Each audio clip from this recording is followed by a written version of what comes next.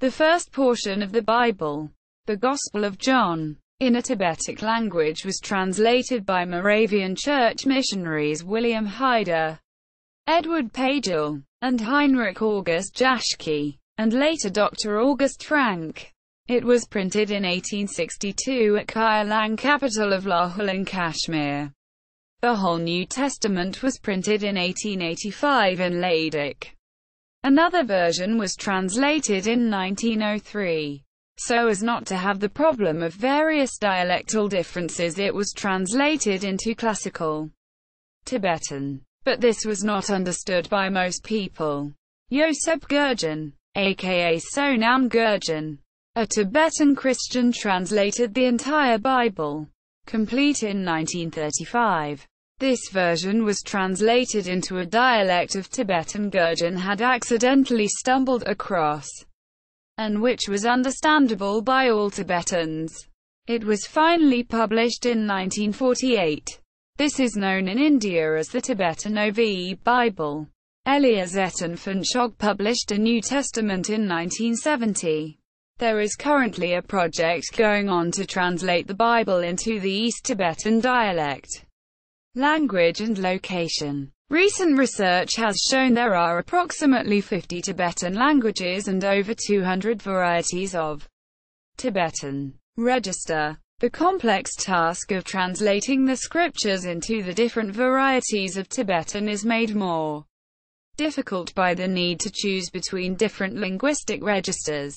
These are the High Literary Register, the language used for the Tibetan Buddhist scriptures, also known as a CHOS SCARD, the Mid-Literary Register, a mixture of High Literary and some known common spoken and non-spoken words, and one of many varieties of the Low Register, the vernacular, spoken language, which is specific to particular regions.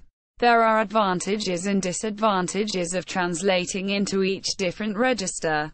A translation into one of the varieties of the Low Register will be easily understood in one specific region, but its geographical reach will be limited, and it will be seen as less prestigious than the High and Mid Registers. Mid-Literary is more difficult to understand than the spoken language but has a wider geographical reach. The High Literary Register can reach even further geographically, but it requires people first to learn a literary language in order to understand what is written in it. History of translations into Mid and High Literary Registers. The Moravian missionary H.A. Jäschke, 1817–1883, spent 3 months in Ladakh in 1857, and subsequently worked in Kyelang, Lahul, until 1868. He studied the spoken languages of the region. However, he decided to translate the New Testament into classical Tibetan, drawing on the assistance and advice of speakers and scholars of different forms of Tibetan in both the Western Himalayan region and Darjeeling. He hoped that his choice of language would ensure that the written text would be widely understood across Tibet and the Himalayan border regions. Jäschke's successor F.A. Redslob, 1838–1891, completed the translation of the New Testament in 1885. Between 1898 and 1902, a committee chaired by another Moravian missionary A.W. Heyde, 1825–1907, prepared a revised version of the Tibetan New Testament under the sponsorship of the British and Foreign Bible Society. Later, Dr. A. H. Francke, 1870–1930, and his Ladakhi colleague Yoseb Gergen, 1878–1946, translated the Old Testament into classical Tibetan. The draft translation of the Old Testament was completed by 1935, but the full Tibetan Bible was not published until 1948. In 1959, Eliya Tsetan Phuntshog, son-in-law of Yoseb Gergen, started to revise the New Testament with Pierre Vitors, a Swiss missionary. They translated it into a mid-literary register, hoping that this would be accessible to the various Tibetan-speaking peoples in both India and Tibet. This version was published in 1970.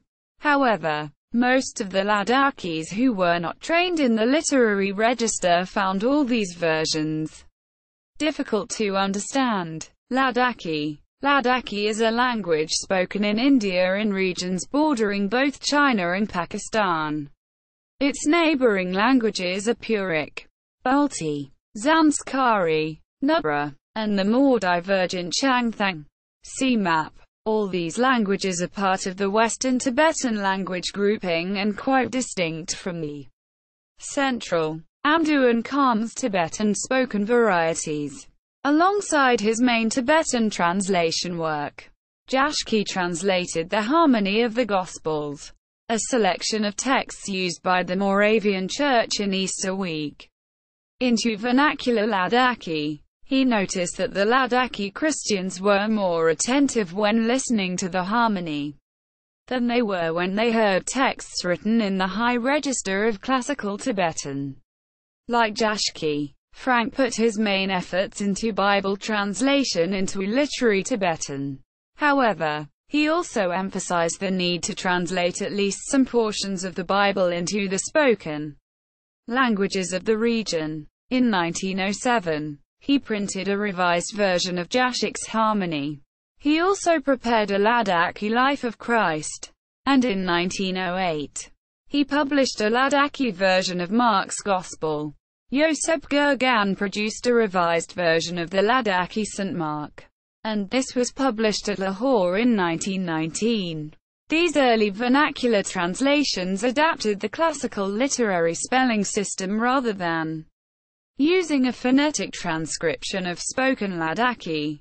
In the early 1950s, E.T. Phuntshog experimented with a greatly simplified spelling system for writing Ladakhi. However, he ran into opposition from a segment of the Ladakhi community who wanted to preserve the classical spelling system of the Buddhist scriptures. Phuntshog translated excerpts from the Gospels of St. Mark and St. Luke using this script. However, his proposals were never accepted outside the small Christian community, and he was forced to put them on one side. Today there is an ongoing project to translate the complete Bible into the low register of spoken Ladakhi, Zheng, Lay dialect, using a more phonemic spelling structure. Currently the New Testament and Genesis chapters 1 to 16 have been completed.